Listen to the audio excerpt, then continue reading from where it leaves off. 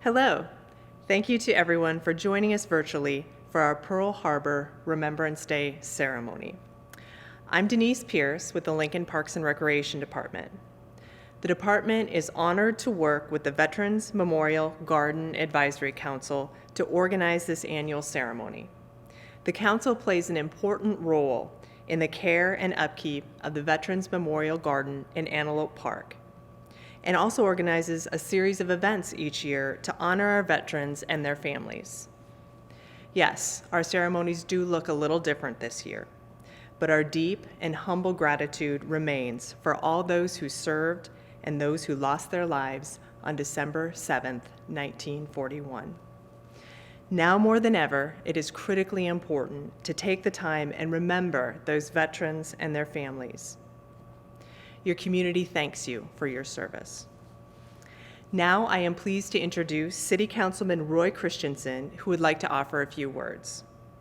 Councilman Christensen served as an Army officer from 1984 to 1990.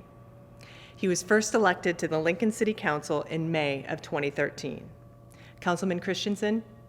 Hello, I'm Roy Christensen, Lincoln City Councilman at Large. On December 7th, 1941, Japanese military forces attacked the naval base at Pearl Harbor. President Franklin Delano Roosevelt called it a day that will live in infamy, and it has been a day that has lived in infamy. But it's also a day where the greatest generation of Americans woke up and took to the world and defeated two of the greatest evils of their time. That greatest generation has very few members still with us. We remember this day, their courage, their sacrifice, and their victory. So join us today in remembering Pearl Harbor. Thank you, Councilman Christensen, for your remarks and for your service. I am Marcy Haas, co-chair of the Events Committee for the Veterans Memorial Garden Advisory Council. Thank you all for joining us virtually for today's ceremony to remember those who served and lost their lives on December 7th, 1941, and for your support of the Veterans Memorial Garden. The Veterans Memorial Advisory Council was established in 1991 by then Mayor Bill Harris in order to provide guidance regarding the development and management of the Veterans Memorial Garden. When we have one of those beautiful winter days, we hope that you find a little time to take a stroll through the garden and reflect on what veterans have sacrificed for this country and our community. Now, if you would, please stand, if you are able. The color guard from the Veterans of Foreign Wars, Posts 131, 3606, and 7722 will post the colors. Color guard, post. Color guard, right shoulder, march. Forward, march.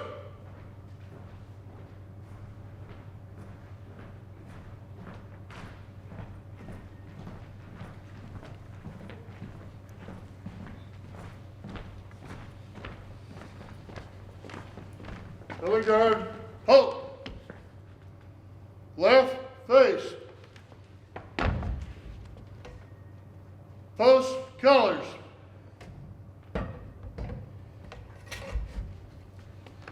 Present arms.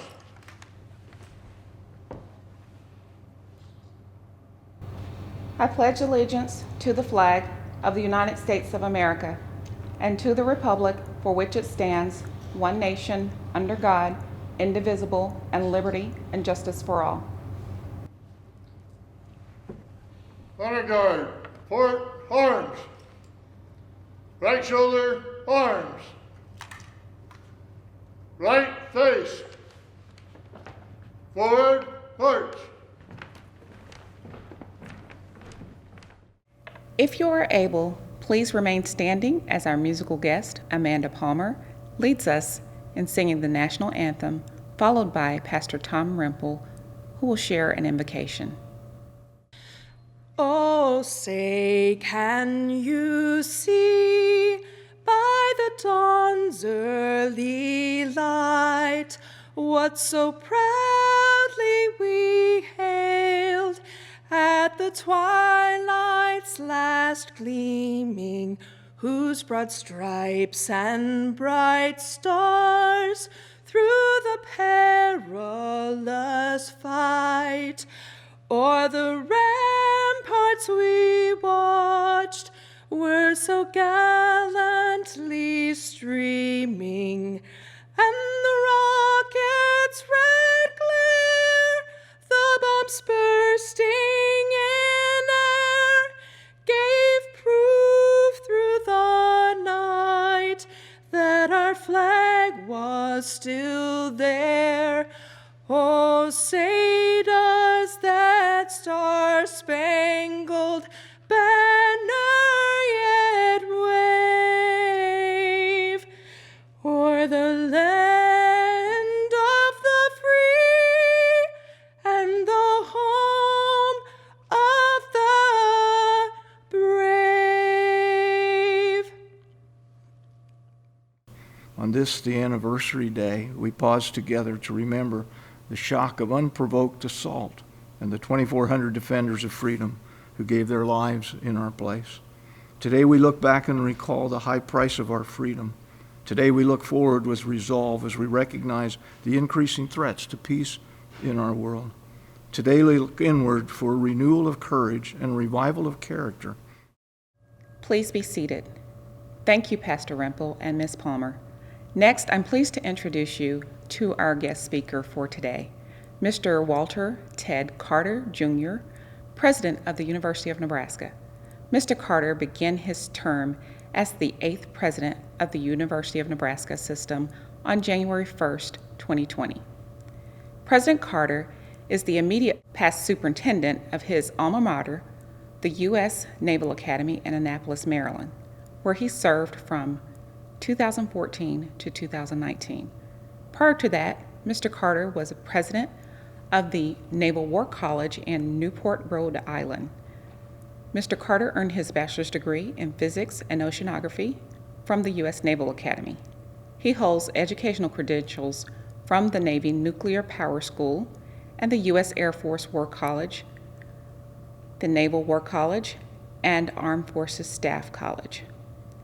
He's a naval flight officer with more than 6,300 flying hours and has completed 2,016 carrier-arrested landings, an American record. Mr. Carter is a Distinguished Flying Cross and a Bronze Star recipient.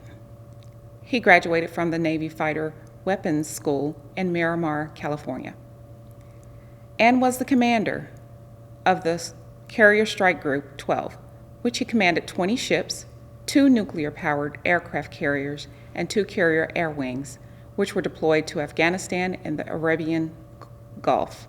President Carter, welcome. Hello, my name's Ted Carter. I'm the president here at the University of Nebraska, and I want to take a few minutes to honor the anniversary of Pearl Harbor Day. And before I get into a couple of remarks, I want to say a special thank you to the Lincoln Veterans Memorial Garden Advisory Council. They are the ones who asked me to say a few words today, and I'm very respectful of the work that they do and the work they continue to do to honor those who have served and are still currently serving. So on this day, 7 December 1941, was a day that our president, Franklin Delano Roosevelt, said would be a day that would live in infamy. 2,403 Americans died on that day on an unprovoked attack from the Japanese military coming from aircraft carriers outside the coast of Pearl Harbor. And on this day, we remember not only those Americans who died in the service for their nation, but we remember those Nebraskans, many of whom were serving at that time at Pearl Harbor. Ed Guthrie, who today is 102 years old, was a 23-year-old sailor serving on board the USS Whitney, a destroyer tender, when the attack happened just before 8 o'clock on 7 December. He remembers vividly the airplanes flying so low, you could see the faces of the Japanese pilots as they were attacking the destroyers and the battleships in Pearl Harbor. And although he survived that day, he was responsible for pulling many of the bodies out of the water, and he still has memory of pulling a $5 bill out of the water, a $5 bill that he would carry with him for his entire life until recently his wife put it on glass to be memorialized forever.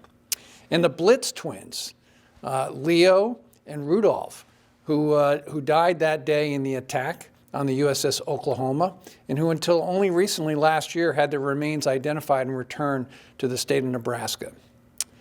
And of course, Don Stratton, who just died this past year, memorialized in the stories of him surviving, one of the last living survivors from the USS Arizona, who climbed with most of his body burnt across 70 feet of a rope stretched across to another ship to not only save himself, but many, many others.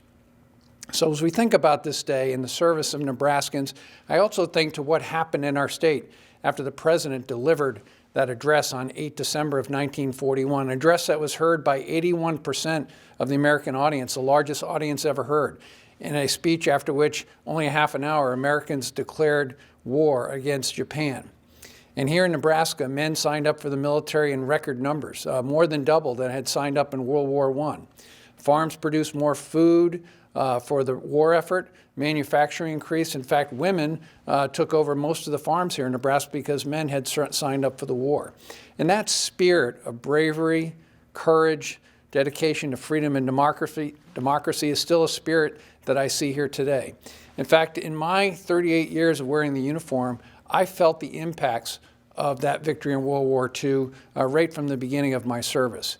It was shortly after I was commissioned as a young lieutenant that my wife and I found ourselves on our first set of duty orders to the USS Midway. This was an aircraft carrier that was built in 1945, the largest ship built in the world at the time, and it was built under this great manufacturing might of our country at the tail end of the war, but now it was in service in 1983, and I was assigned there. It was forward deployed in Yokosuka, Japan.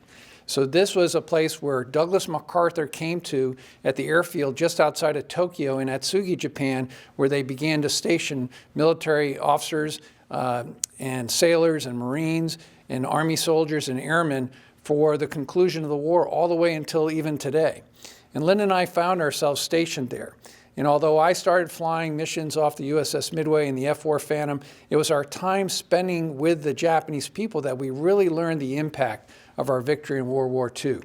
It was in December of 1984, some 42 years after Pearl Harbor Day, that Lynn and I found ourselves in Tokyo, Japan. It was a cold winter day, and we were visiting the sites. And as we were outside at the Tokyo Beer Gardens, an outdoor venue where everybody sat together, we found ourselves sitting next to an older gentleman, a Japanese man, whose English was remarkably good. And we found that most Japanese not only understood English, but they spoke English.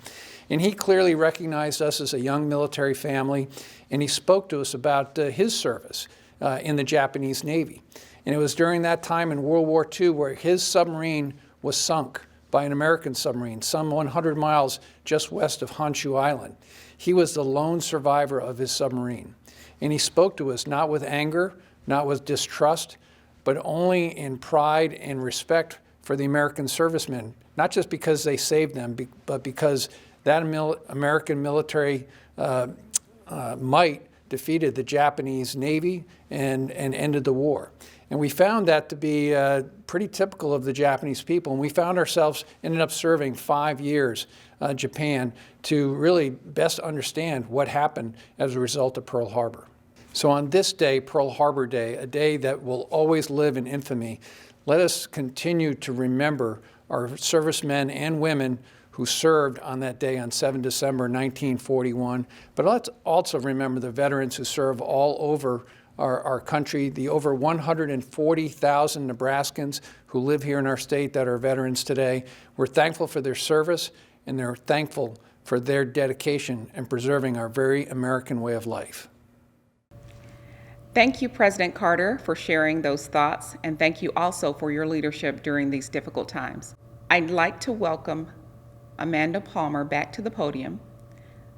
Let's join Ms. Palmer as she leads us in God Bless America.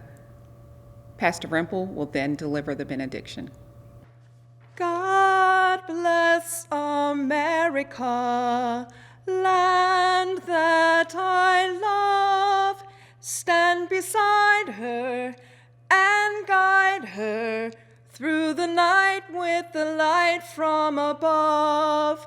From the mountains to the prairies, to the oceans white with foam.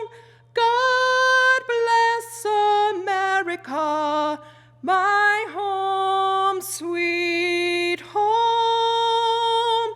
God bless America, my home, sweet home. And now, as we part from this solemn gathering, we ask that the God of all grace would guard our minds and our hearts, and would guide our souls to finding everlasting peace in your faithfulness toward us. Thank you, Ms. Palmer and Pastor Rempel.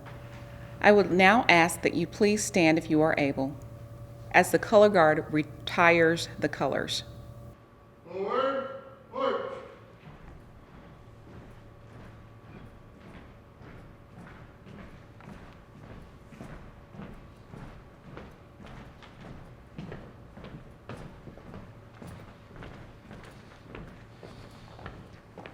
Color guard, halt. Left face. Present arms.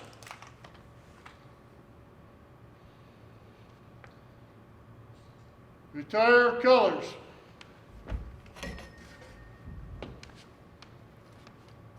Port arms. Right shoulder arms. Right face. Forward, march.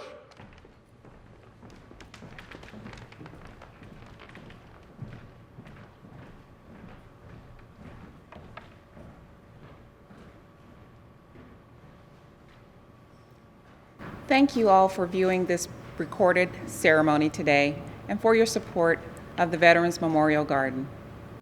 I want to thank President Carter and Councilman Christensen for their remarks, the Veterans of Foreign Wars Post 131, 3306, and 7702 of Lincoln Color Guard, Pastor Rempel for serving as our chaplain, and Amanda Palmer for her lovely voice. Thank you also for those who work behind the scenes to raise the flags in the garden, Park and Recreation staff, including Sean Quinn, and the City Communications staff, especially Jamie Wentz and Bo Wolf, all of whom helped coordinate the logistics for this event. We invite you to visit the Veterans Memorial Garden within Lincoln's historic Antelope Park at 3200 Memorial Drive. This garden is open from 6 a.m. to 11 p.m. daily. We invite you to check the directory at the entrance of the garden to locate the brick of your loved one. On behalf of the Veterans Memorial Garden Advisory Council, thank you again for joining us today.